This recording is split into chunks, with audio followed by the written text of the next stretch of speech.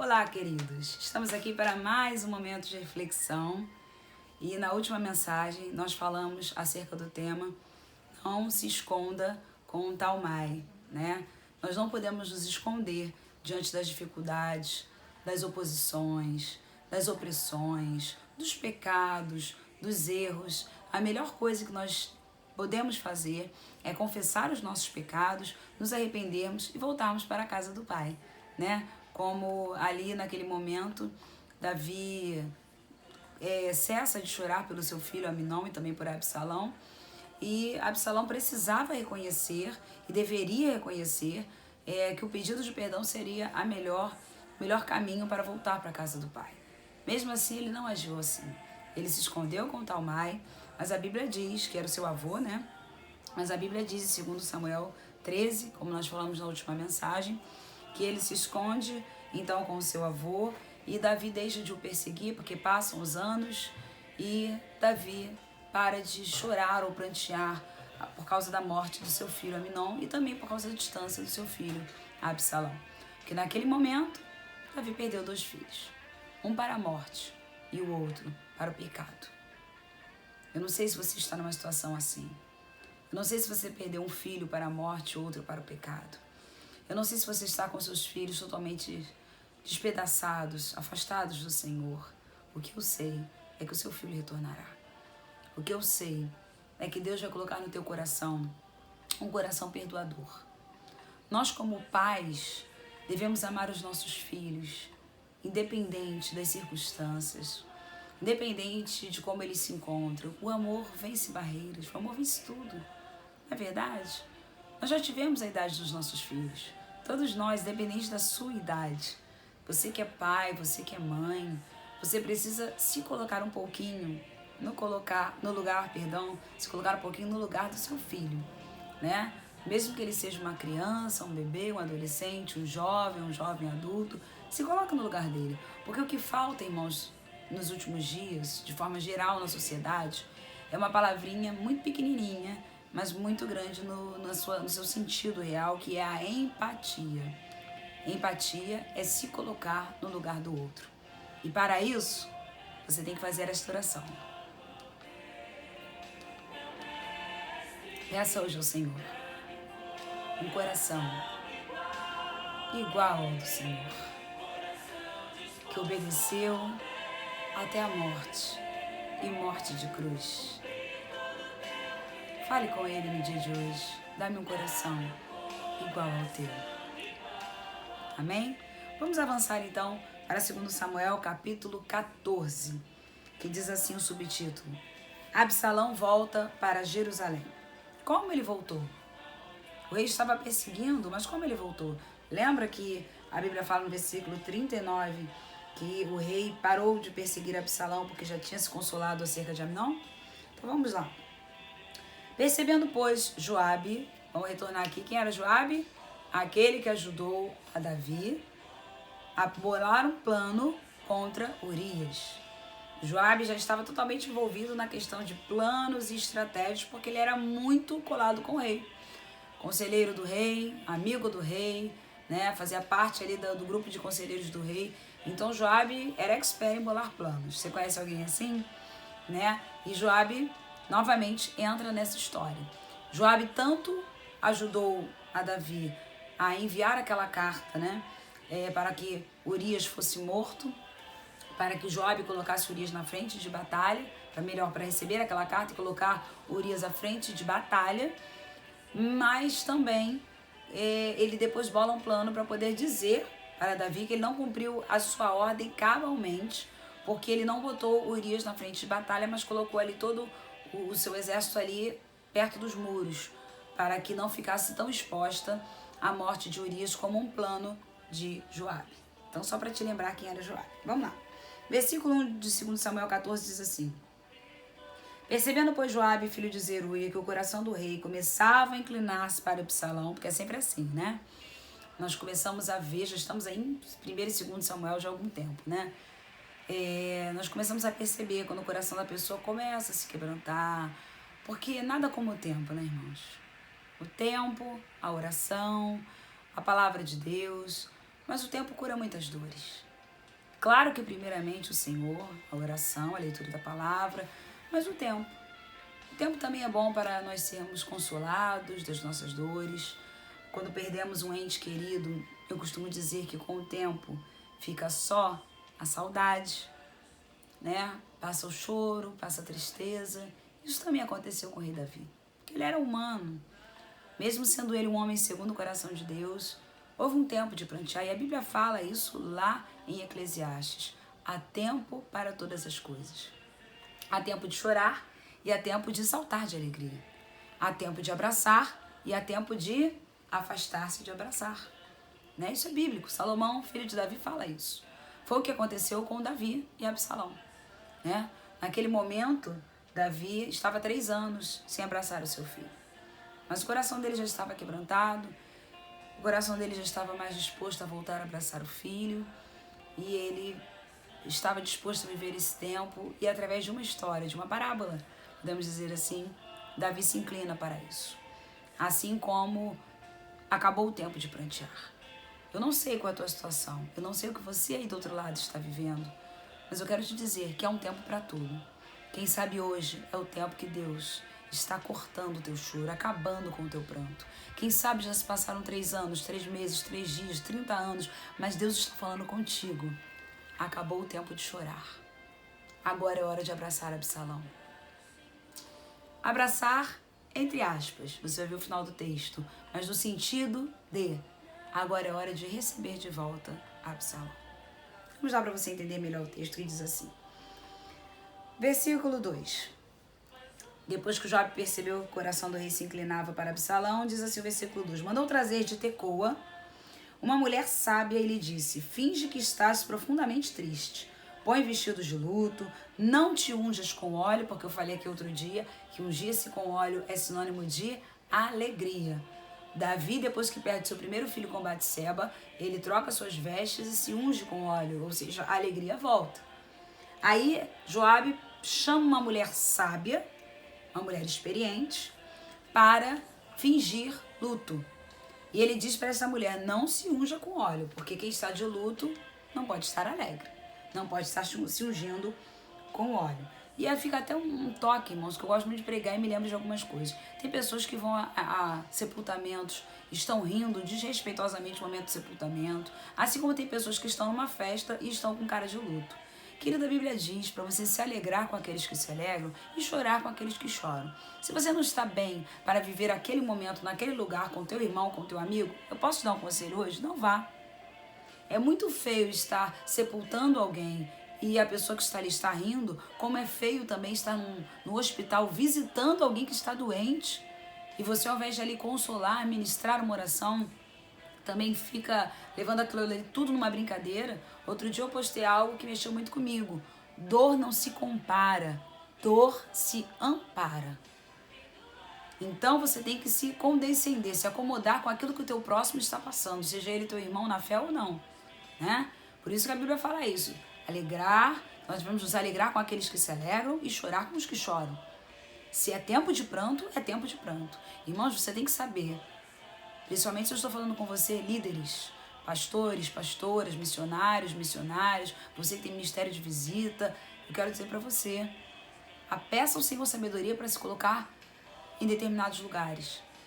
Eu costumo dizer que um pastor ele precisa saber ir da maternidade ao sepultamento. Isso é a melhor definição para um pastor sábio. Na maternidade é a alegria de receber uma criança. Então o que você tem que fazer, né? Se alegrar, pegar um pouco aquela criança, se for naquele momento, se for permitido, né? Elogiar aquela criança, parabenizar os pais, esse momento de alegria. Se você vai no sepultamento, é um momento de tristeza. Geralmente quando eu vou a velórios, eu já chego com o meu semblante fechado. Entrando, olhando para aquelas pessoas, dizendo meus sentimentos. Mas se eu chego numa maternidade, eu posso estar vivendo o que for, que eu vou chegar alegre. Se eu vou para um aniversário ou um culto de ações de graças, eu posso estar com meu coração dolorido, mas eu preciso me alegrar com aqueles que se alegram. E se você não consegue viver isso, não vá. É muito ruim você receber alguém no momento de alegria e a pessoa triste. Como é ruim você no momento triste se uma pessoa está alegre, feliz da vida, porque não é com ela, né? Só para você pensar, fica aí um toque, né? E aí a Bíblia fala que aquela mulher não podia se ungir com óleo, tinha que botar vestidos de luto. E o versículo 2 continua dizendo: e ser como mulher que há já muitos dias está de luto por algum morto. Versículo 3: apresenta-te ao rei e fala-lhe tais e tais palavras. E Joabe lhe pôs as palavras na boca. Versículo 4 diz assim: Joabe ensinou tudo àquela mulher. Tudo, irmãos, tudo. Como ela ia falar, como ela ia se vestir, como ela ia se portar diante do rei. Como Joabe, ele era sutil, né? Você vê nesse capítulo inteiro que ele consegue persuadir Davi a chamar Absalão de volta para Jerusalém. Tem pessoas que têm um poder de persuasão, irmãos, poder de convencimento impressionante. As mulheres têm muito esse poder. Mulheres usam esse poder para o bem, não para o mal, tá? Então, eu percebo que a longa convivência de Joabe com o rei fez com que ele conhecesse o coração do rei. Quando você convive muito tempo com alguém, até o olhar da pessoa já te diz alguma coisa, não é? O sorriso, se é um sorriso verdadeiro, se aquele sorriso está escondendo uma tristeza. Então Joabe já tinha descoberto, digamos assim, o coração de Davi. Joabe sabia que Davi ansiava em reconciliar-se com seu filho Absalão. Contudo, apesar de algumas pressões externas, o rei não estava disposto a dar o primeiro passo. E aí você vai ver o versículo 2 que nós lemos ainda agora. Tecoa, né? Ele mandou trazer uma mulher de Tecoa. Se você não sabe, Tecoa era a cidade natal do profeta Amós. E ficava na fronteira com a região montanhosa, a cerca de 6 milhas ao sul de Belém. Desse local, Joabe manda trazer a Jerusalém uma mulher sábia. Os leitores da Bíblia estão familiarizados, né, com várias vocações existentes na antiga Israel, tais como reis e sacerdotes, profetas e senhores de terras. No entanto, sabem pouco sobre o movimento de sabedoria. Né? O Antigo Testamento ele não fala muito de sabedoria, você vai ver mais isso no Novo Testamento, lá em Tiago principalmente. Né? Se alguém necessita de sabedoria, peça a Deus, pois a todos dá liberalmente e nada lhes impropera. Ou seja, lhes improperar é jogar no rosto, é lançar no rosto. Ou seja, ele dá sem jogar na tua face o que ele fez por você. Isso é bom, né? É bom quando o Tiago fala isso, porque tem pessoas que dão e te lembram que dão. Fazem e te lembram que fazem. Ou que já fizeram por você. O Senhor não faz isso. Ele faz porque ele ama, ele faz porque a essência de Deus é bondade, é amor. Isso faz parte dos atributos de Deus e Deus é imutável. Coisa boa, né, irmãos? Então vamos lá, né? Falando aí sobre essa mulher tecoíta, né? Essa mulher que veio lá de Tecoa, a mulher que Joabe mandou buscar, deve ter sido uma pessoa sábia e bem conhecida na sua região. Mas ela não estava entre os sábios conselheiros do rei. Né? Segundo a sabedoria humana, é que essa mulher foi chamada. Eu imagino essa mulher até como uma atriz, né? Alguém que sabia dissimular, fingir muito bem. Pessoas que agiam como esta mulher eram facilmente reconhecidas. O termo sábio que foi utilizado aqui, no hebraico, é Hakamã, o feminino de Hakam, tá? Isso sugere a ideia de habilidades técnicas, aptidão e experiência.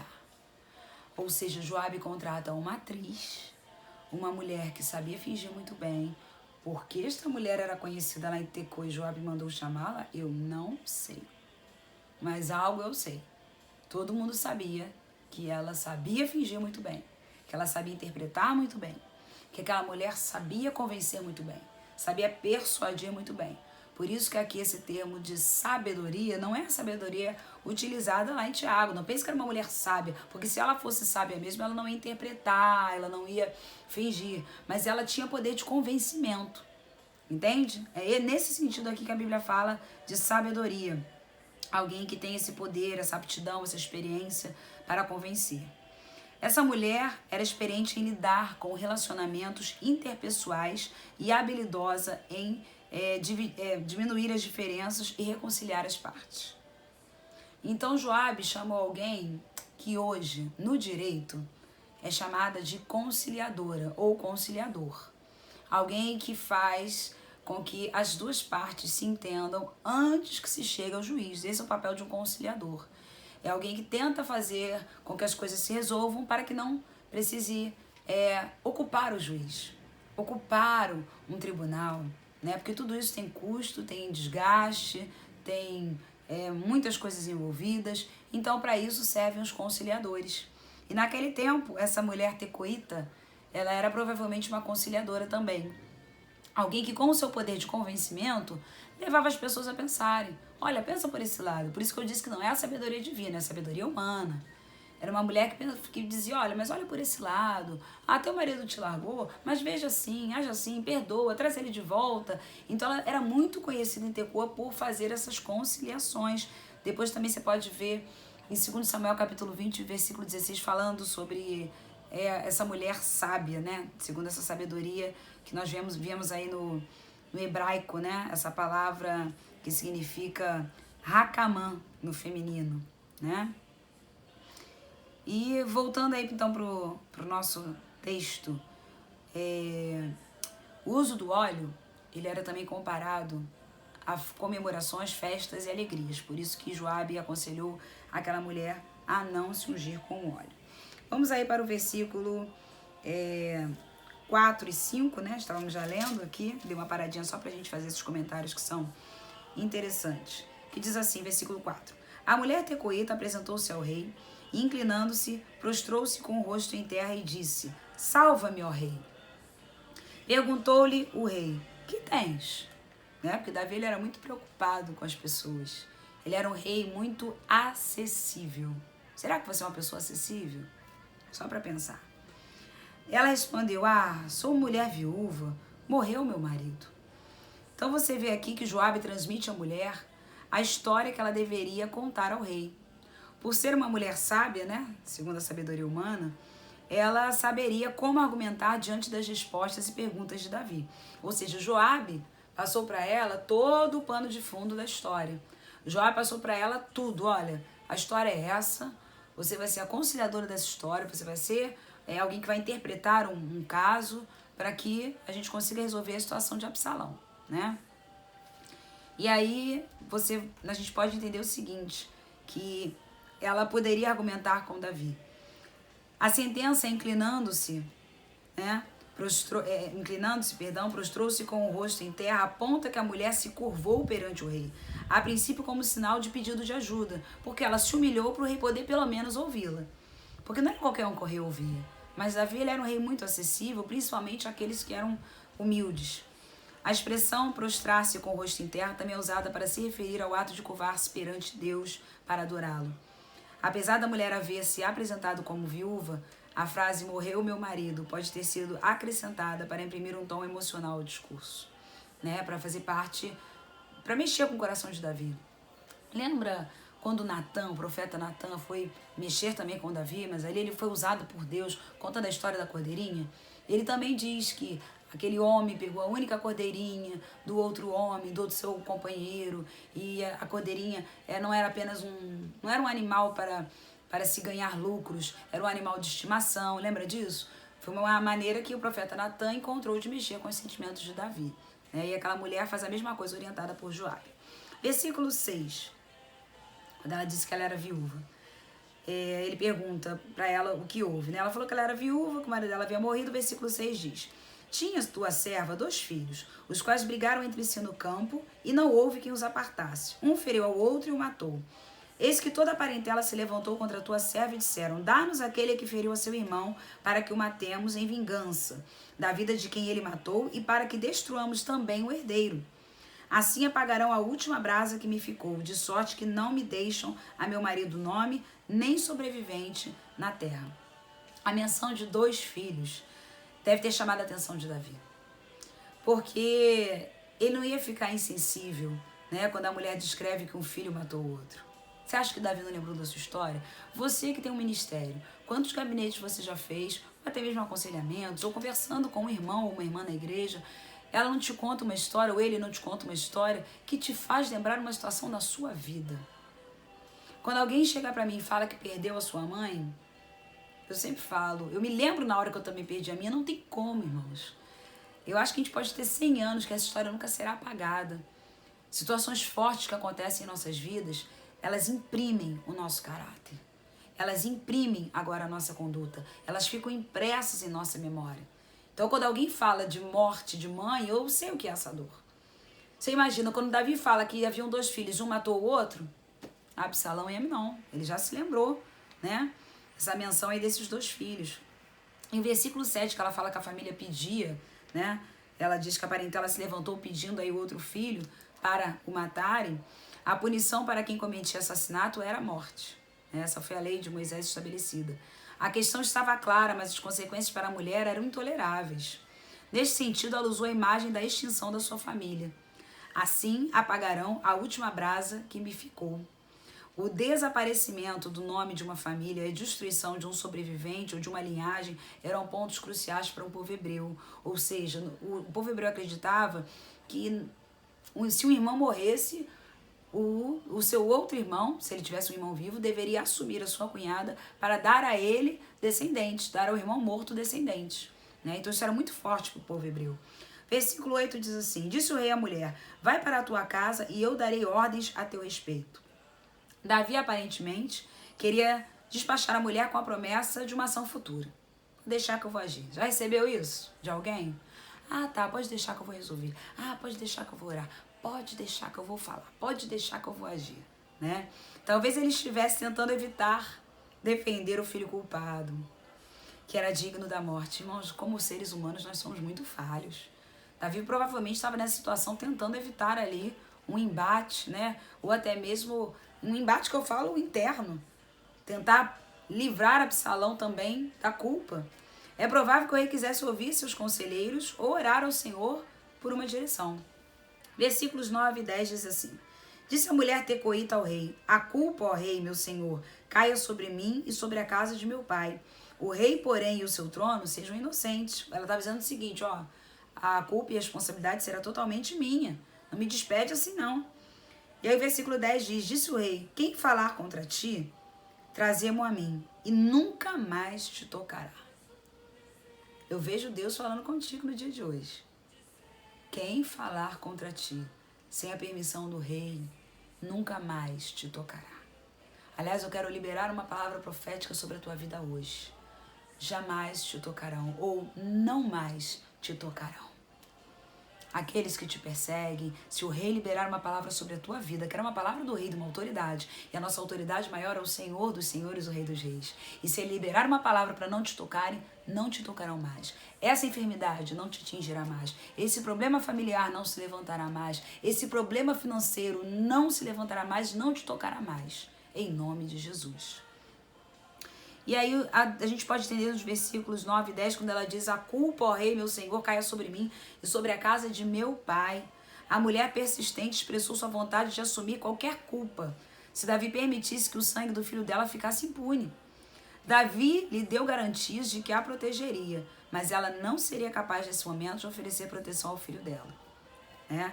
Ou melhor, ele não seria capaz nesse momento de oferecer proteção ao filho dela. Então por isso que ela coloca ali a sua vida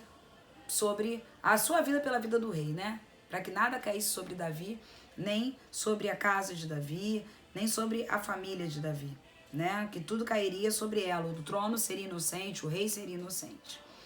Vamos lá, versículos 11 e 12 diz assim: disse ela: ora, lembra-te, ó rei do Senhor teu Deus, para que os vingadores do sangue não se multipliquem a matar e exterminem meu filho.